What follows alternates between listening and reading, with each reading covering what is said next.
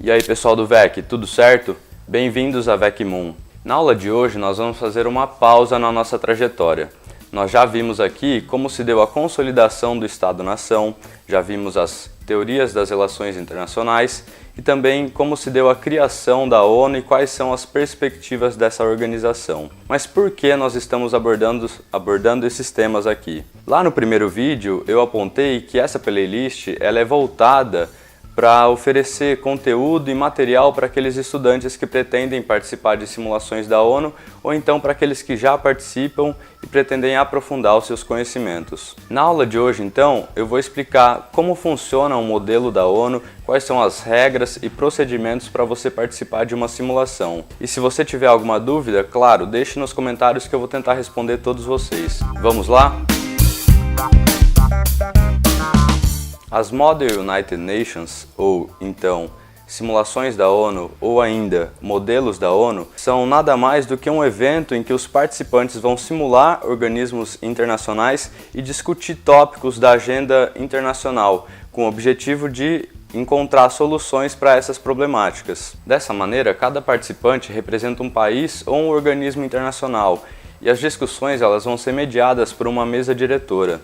Durante o evento, os participantes vão ter a oportunidade de aprender sobre política externa, história, economia, sobre as relações internacionais propriamente ditas, além de se desenvolver pessoalmente, como aumentando a sua capacidade de oratória, de tomada de decisão, adquirindo proatividade e também senso crítico. Cada simulação tem o seu próprio guia de regras.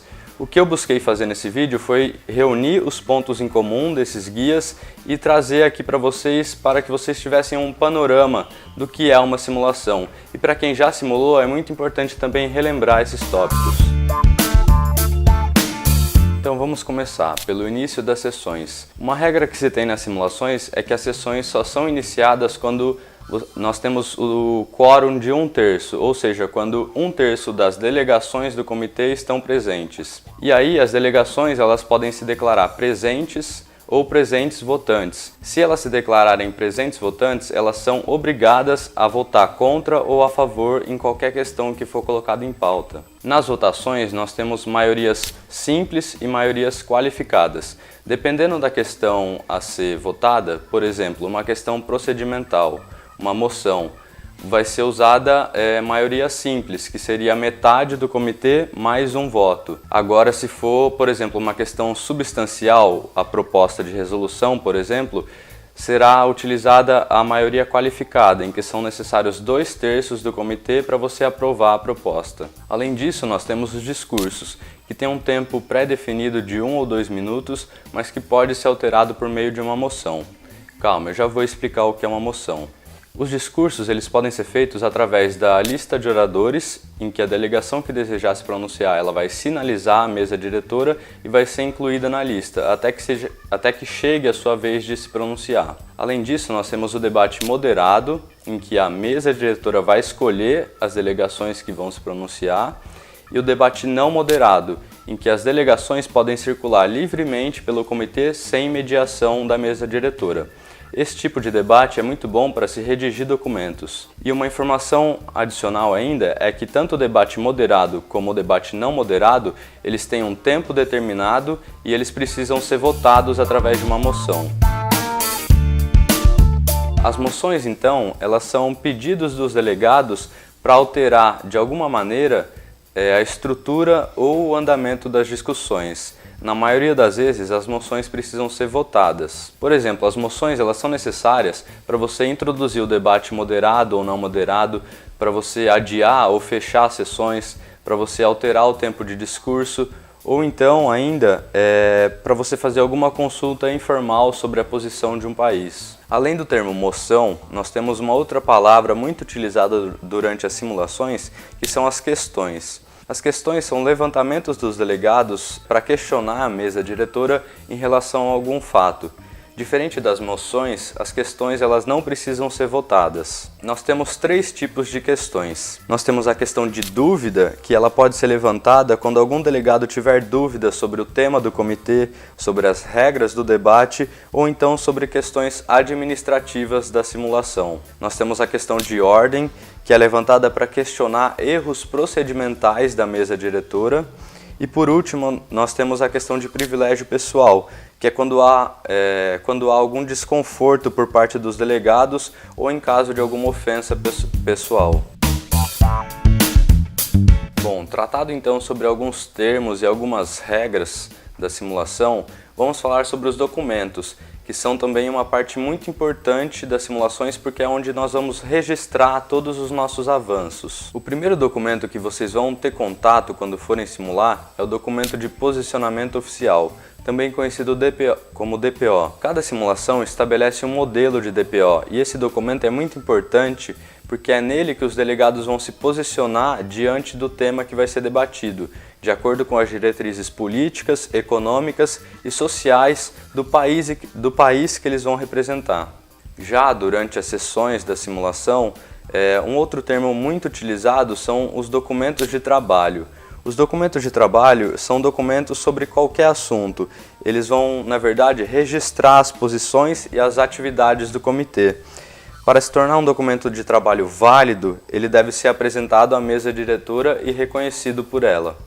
Nos documentos de trabalho, nós podemos incluir a agenda do comitê, as notícias que vão ser circuladas dentro do comitê, os mapas e fotos, caso eles sejam utilizados, os projetos de resolução, as cartas de governo e também as correspondências diplomáticas. E além do DPO e dos documentos de trabalho, nós temos a proposta de resolução, que é o documento mais importante do comitê, porque ele vai reunir as decisões e as soluções encontradas ao longo das sessões. As propostas de resolução, elas têm um formato específico e normalmente elas são disponibilizadas por cada simulação.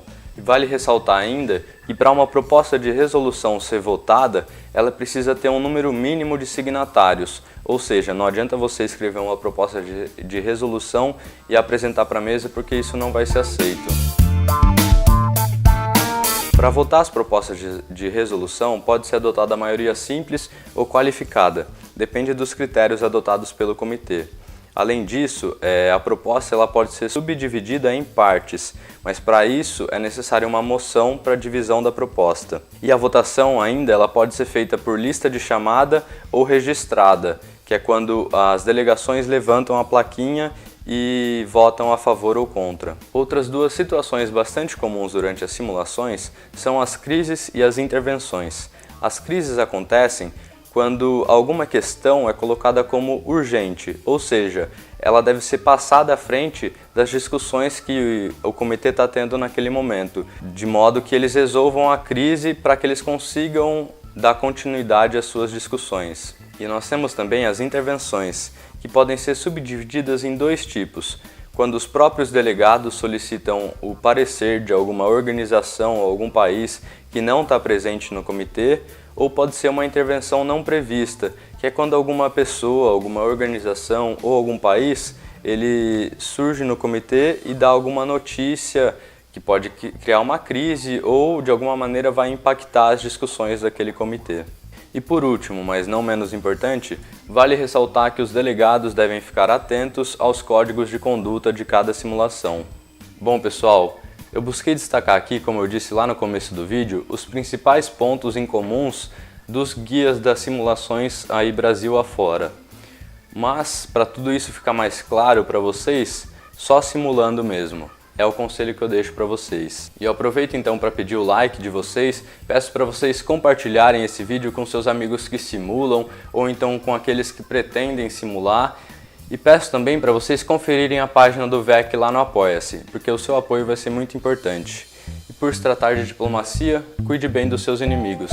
Pelo menos eles são previsíveis. Até mais, muito obrigado. Na aula de hoje, nós vamos... são internacionais... Não. Dessa maneira, cada participante, E as discussões, elas... Vamos começar então. Talvez o primeiro documento, e por último, mas não menos importante,